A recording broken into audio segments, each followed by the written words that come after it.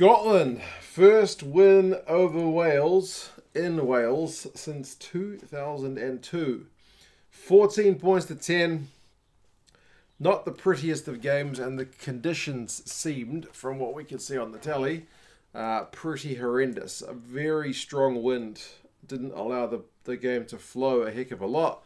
This was actually the first game of the three Six Nations games at the weekend, but the last one for me to see, mainly because it was on at 3:30 in the morning, so I decided to watch it after the fact. Unfortunately, I did end up getting spoiled to the result, which, when it's a tight game like this, takes away a little bit from it. I'm usually pretty good at avoiding the spoilers, but because it was the final day of the championship, in the England game against Italy and in the France game against Ireland, they kept popping the table onto the screen, and you can't not see Wales is there in fifth. So, yeah, it was, like, I don't mind the scoreline, but usually if you don't know the result, it's better, because then you think, oh, anything could happen at the death. Anyway, it's tough. As I mentioned, the conditions were pretty horrendous. Scotland missed a penalty early. Scotland seemed to have a lot of the play, to be honest, at the opening part of the game. They had a bunch of territory in possession. They were in Wales's 22, but like their line-out would not go straight. The wind seemed to be just picking it up.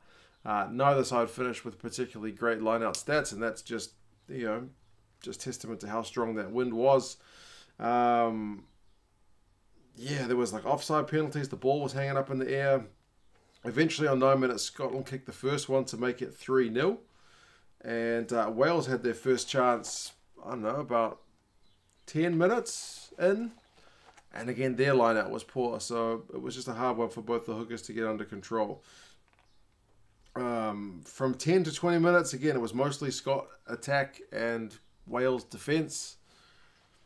It was hard for any flow to really happen just because of the conditions. At one point, they said on the commentary that I was listening to that it was 50 tackles to 10, with Wales obviously having made the 50. So this is what I mean. They were just under the pump, but still managed to hold out. And yeah, it really did start raining after that point as well.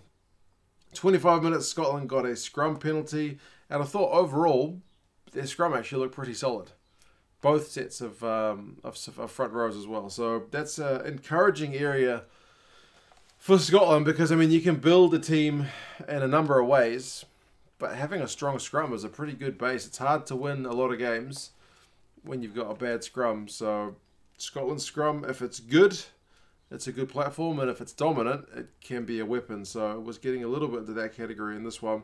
29 minutes, Faletau at one point had a ball thrown to pretty much his ankles. He showed some pretty deft hands to pick it up. He put a kick through, and it went into touch. Like, there wasn't a lot going on. This is the kind of stuff I'm taking notes about, but I don't often see Faletau kick the ball. So, yeah, it's still 3-0. But on 31 minutes, Rhys Carragh got the first and only try for Wales.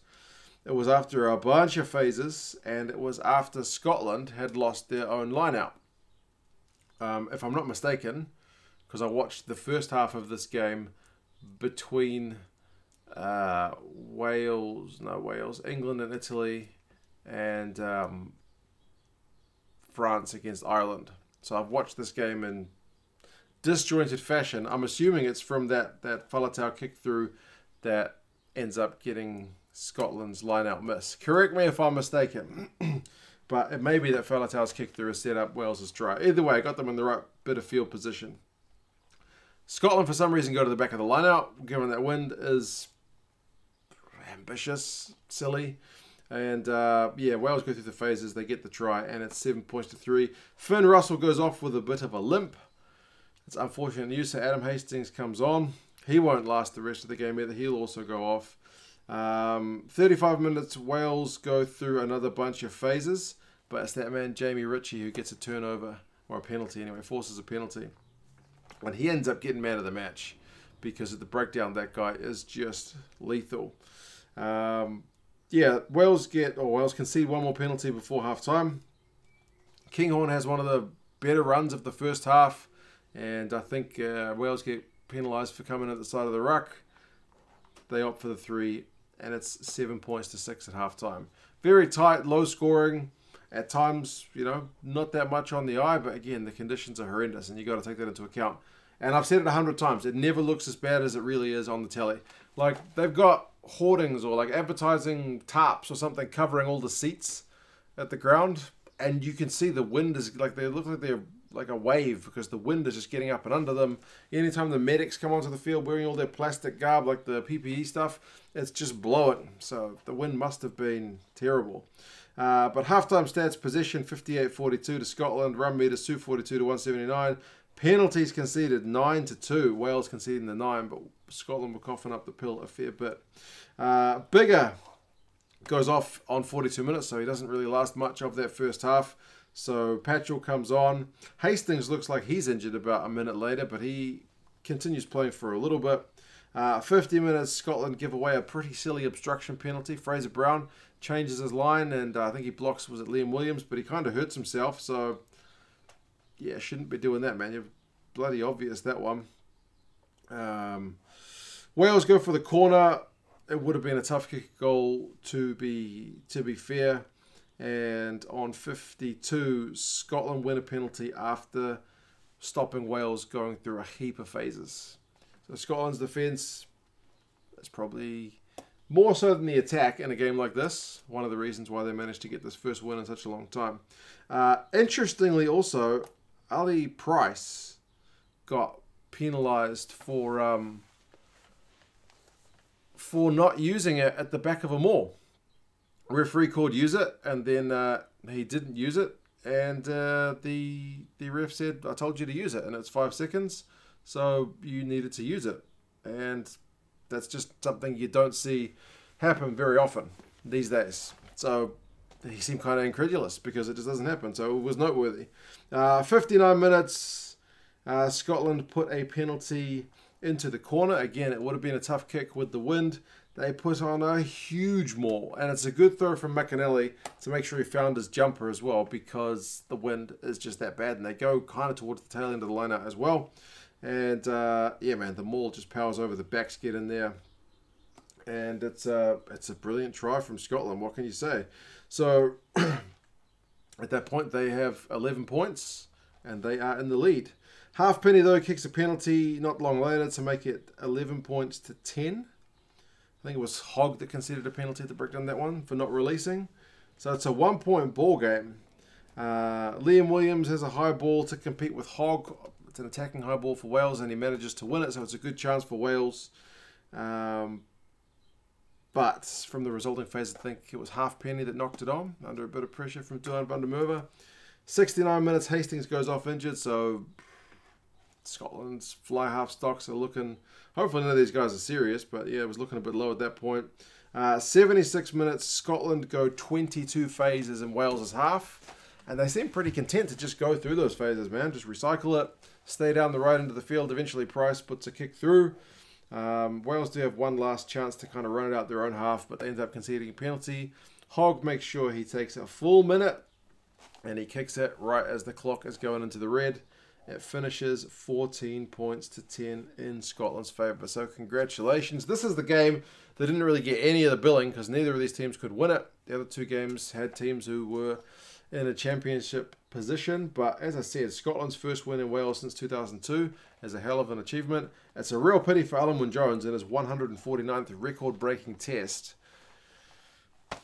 to lose 14 points to 10 in what was a pretty ugly game in the end. But you know, 149. He's got other ones that he can look back on a bit better than this one. Plus, the Autumn Nations Cup's just around the corner. So, hopefully, Wales can turn things around. But right now, Wayne Pivac's going to be feeling, oh man, the pressure. What can you say? It's not been good. They've had a win against Italy. Otherwise, there's not been a lot else to shout about. And it's largely the same team, man. As far as I'm aware, Wales didn't have a bunch of guys retire after the World Cup. Anyway, final stats: run meters 167 to 246. Those are ESPN stats, so they're a bit different from the ones that the BBC put up at halftime. Possession is 57 to 43 in favour of Scotland. Territory is 60 to 40 in favour of Scotland. Both of the lineouts are in the mid 70%, so neither was that flash. It did take them a while to get used to it, but they did seem to get better throughout the course of the game. Scotland, man, on attack. Defenders beaten 20 to Wales' 11. Clean breaks 5 to Wales' 1. Tackling percentage, Scotland is at 90. Wales is still at 88, but they had to make 145 tackles. Scotland just 95 in comparison. As I mentioned, Richie got man of the match. Lewis Hughes, interestingly, in his debut, 21 out of 22 tackles. You guys were all telling me about his work rate. 21 out of 22 tackles. The next best for Wales had 13. So now I get what you mean, even if it wasn't a losing shift.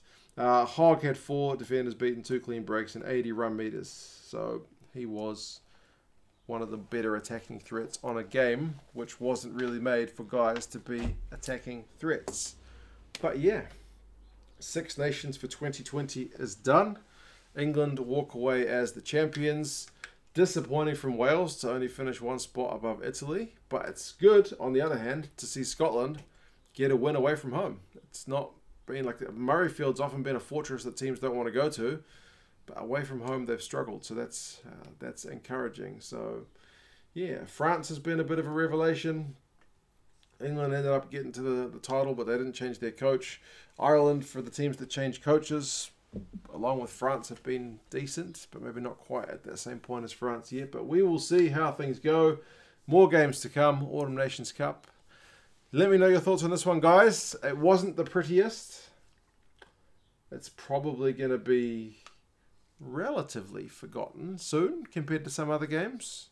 But maybe for Scottish fans, it's going to be a special one, just given how long it's been between drinks, but to get a win over in Wales. But yeah, pity for Alan Wynne, like I mentioned, but you don't always get that fairy tale ending, but it's not an ending for him. He will continue to crack on. So let's hope for him 150 can be a bit better than 149. But anyway, you guys let me know your thoughts, and I'll talk to you again soon. See you later.